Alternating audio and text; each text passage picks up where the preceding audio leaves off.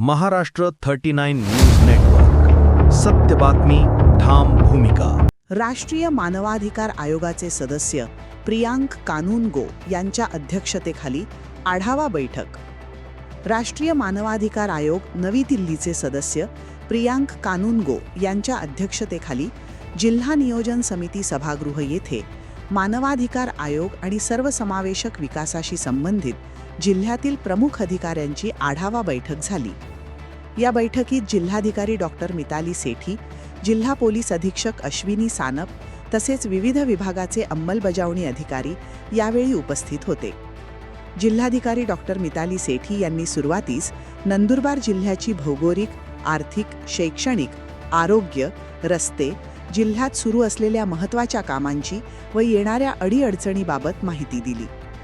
राष्ट्रीय मानवाधिकार आयोगाचे सदस्य प्रियांक कानूनगो यांनी यावेळी बालकांचे हक्क आणि बालन्याय व्यवस्था, जिल्हा परिषद शिक्षण विभाग, आदिवासी विकास शिक्षण विभाग, दिव्यांग व्यक्तींचे हक्क, ज्येष्ठ नागरिकांचे हक्क, पंचायती राज संस्था आणि स्थानिक स्वराज्य संस्थांचे कामकाज, आरोग्य, रोजगार आणि कौशल्य विकास, मानवी तस्करी, क्रीडा आणि मानवाधिकार, युवा व्यवहार, सांस्कृतिक, तात्विक आणि कलात्मक अभिव्यक्तींमधील मानवाधिकार, बाललैंगिक शोषण आदी विषयांचा आढावा घेतला.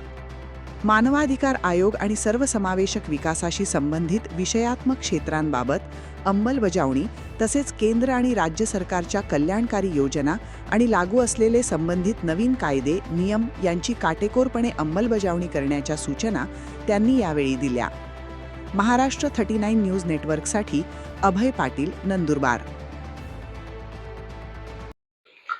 एक डिफिकल्ट टेरेन में होने के बावजूद नंदुरबार डिस्ट्रिक्ट देश के बाकी हिस्सों के साथ तेजी से विकास के पथ पे अग्रसर रह सके, इसके लिए भारत के आदरणीय प्रधानमंत्री जी ने इस जिले में एस्पिरेशनल ब्लॉक्स चिन्हांकित किए हैं, जिले को एस्पिरेशनल के रूप में चिन्हांकित किया है.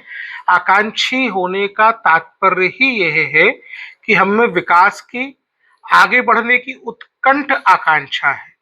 मैं पिछले कई वर्षों से नंदुरबार के खास तौर पे एजुकेशन के और हेल्थ के इश्यूज पे काम कर रहा हूँ. यहाँ आना पहली बार हुआ है, लेकिन जो डेटा सेट्स हमारे पास होते हैं या जो हमारे काम करने का शिकायतों के आधार पर तरीका होता है, उसको लेकर के मैं कई दिनों से काम कर रहा हूँ और मैं ये उत्तरोत्तर प्रगति की तरफ ये जिला जा रहा है, ये मैं पूरी जिम्मेदारी से कह सकता हूँ.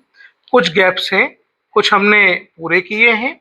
2014 के बाद पहली बार इस इलाके में 100% इलेक्ट्रिफिकेशन पे काम शुरू हुआ है.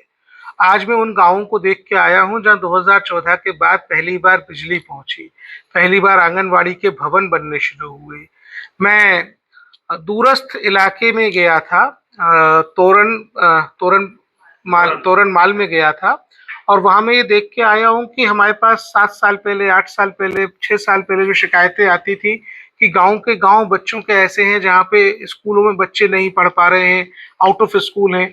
मुझे देख के अतीव संतुष्टि हुई है कि 1600 बच्चों के लिए एक बहुत बड़ा इंफ्रास्ट्रक्चर क्रिएट किया गया. 1600 बच्चे आज हॉस्टल्स में पढ़ पा रहे हैं, आश्रम शालाओं में बच्चों को एडमिट किया गया है. यदि हमने एक जनरेशन को पढ़ाया तो आने वाली हमारी सभी जनरेशन्स की प्रगति की कहानी लिखी जाती है. नर्मदा वैली सिविलाइजेशन दुनिया के सबसे पुरानी सभ्यताओं में से एक है.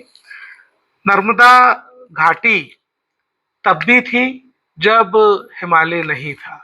नर्मदा घाटी की सिविलाइजेशन की जो कहानी है वो दुनिया की सबसे पुरानी कहानियों में से है. हमारा बस एक दुर्भाग्य है कि सिविलाइजेशन को दुनिया में उस तरीके से नहीं पहुंचाया गया जैसे हम हैं.